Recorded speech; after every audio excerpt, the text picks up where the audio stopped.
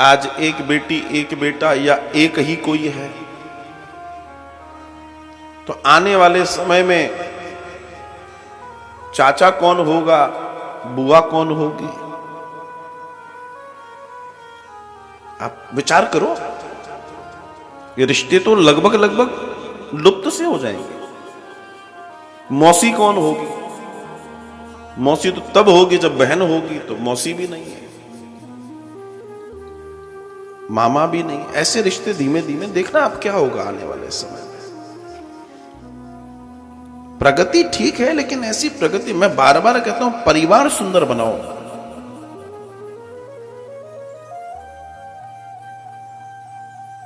कई जगह देखने में आता है कि एक बेटा एक बेटी। देखो, मैं कोई ये नहीं कह रहा कि आपके परिवार में खूब हो, जिंदगी किसी की संवर पाए ना संवर पाए, लेकिन खूब बच्चे हो, मैं ये कहना नहीं चाहता। लेकिन मेरा कहने का दर्शन ये है, ऐसे कई लोग मुझसे जुड़ते हैं जिनके पास स्थिति ये थी कि एक ही बेटा एक ही बेटी, पता पड़ा कुछ ऐसा हुआ कि उनमें से एक चल बसा। एक बेटा था, साहब वो एक्सीडेंट में चला गया, साहब वो कोरोना में चला गया, साहब वो इसमें चला गया। तुम अगर ये सोचते हो तो किसी के जीवन को तुम बना रहे हो, तो तुम्हारी बहुत बड़ी गलतफहमी है, ध्यान रखिएगा। तुम किसी को नहीं पाल रहे, तुम खुद पल रहे हो किसी के द्वारा। इस दुनिया में हर व्यक्ति अपना भाग्य स्वयं लेकर आता है, अपना प्रारब्ध लेकर आता है। तुम और हम हैं कौन करने वाले? कौन है हम?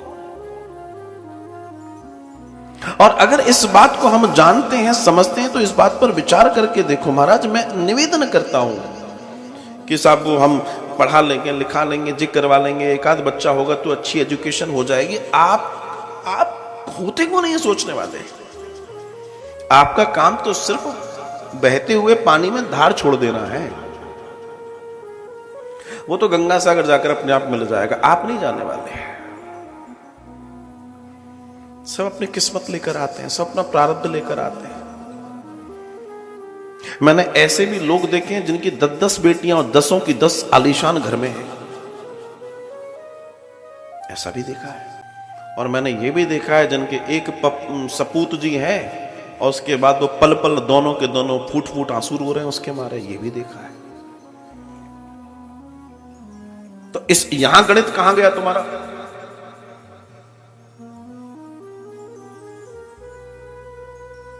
घर सुंदर बनाओ, मजबूत बनाओ। 2-3 भाई बहन अगर है तभी वो जीवन जी पाएंगे, उनके जीवन में आनंद होगा, घर में चहल पहल होगी।